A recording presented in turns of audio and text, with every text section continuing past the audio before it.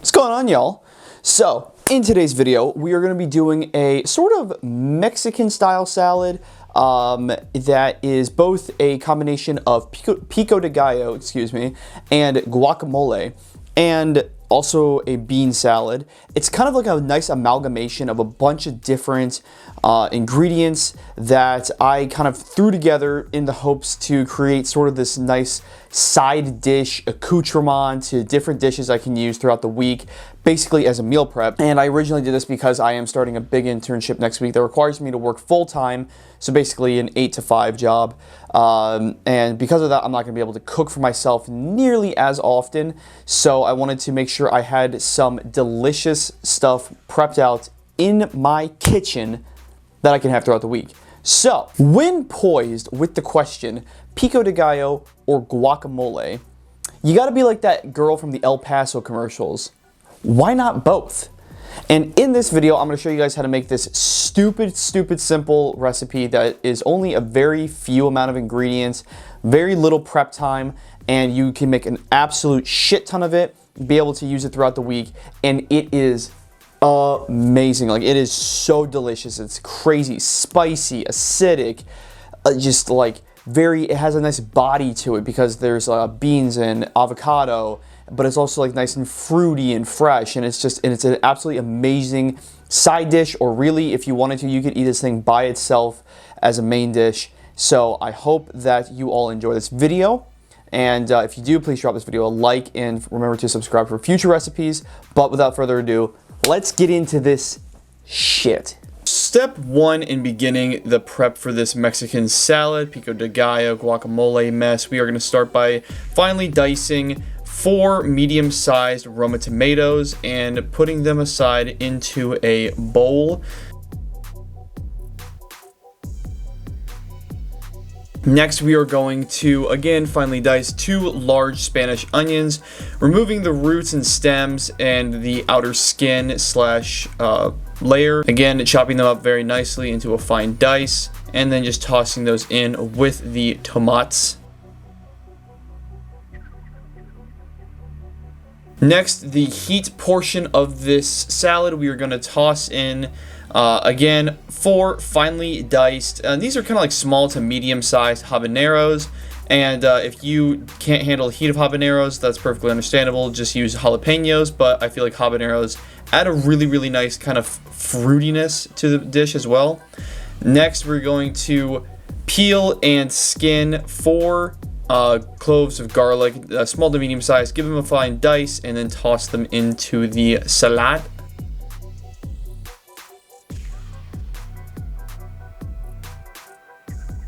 Next, we're going to add about 1.5 or about 1 can worth of cleaned and drained black beans. Then we're going to add 1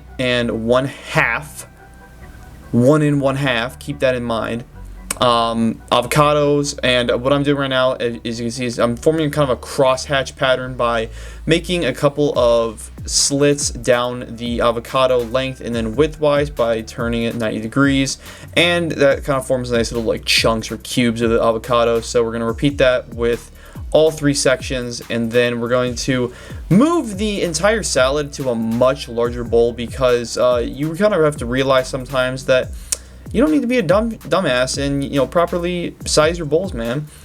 One of the last things we're gonna add is a squeezed juice of 1 lime, and I rolled it out just to break up some of the cellular membranes to make sure I can get as much juice as possible. But unfortunately, I didn't get too much out of that thing, but do what you can. Next, we're gonna season this with about 1 to 2 big pinches, or about maybe a teaspoon and a half worth of kosher salt, some freshly cracked black pepper, Christ almighty, 1 teaspoon of cumin, and about a 1/2 teaspoon of smoked paprika.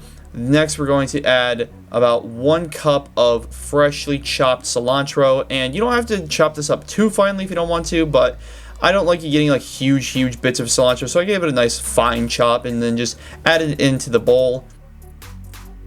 Once all your ingredients are added, you can begin to mix to incorporate. You just want to make sure that everything is nicely dispersed and well incorporated, just to make sure all the salt and seasonings kind of touches everything nice and appropriately, consensually.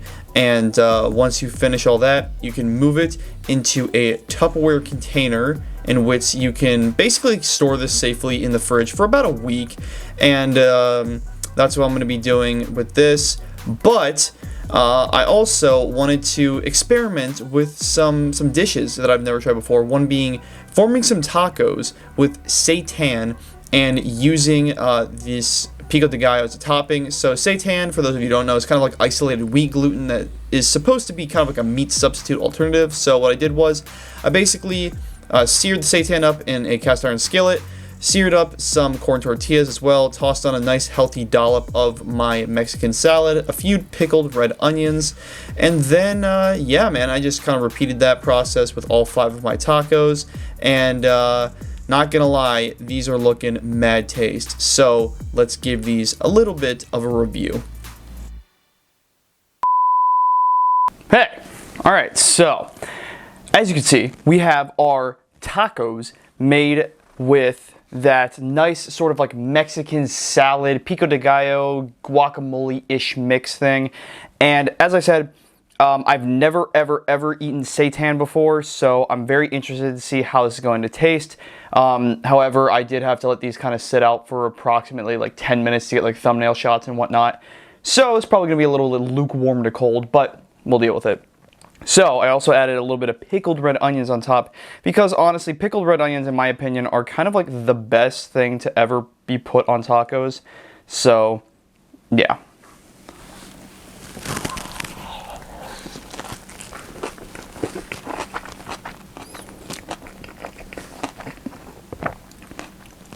Oh, holy shit. Oh my God. I don't have a napkin.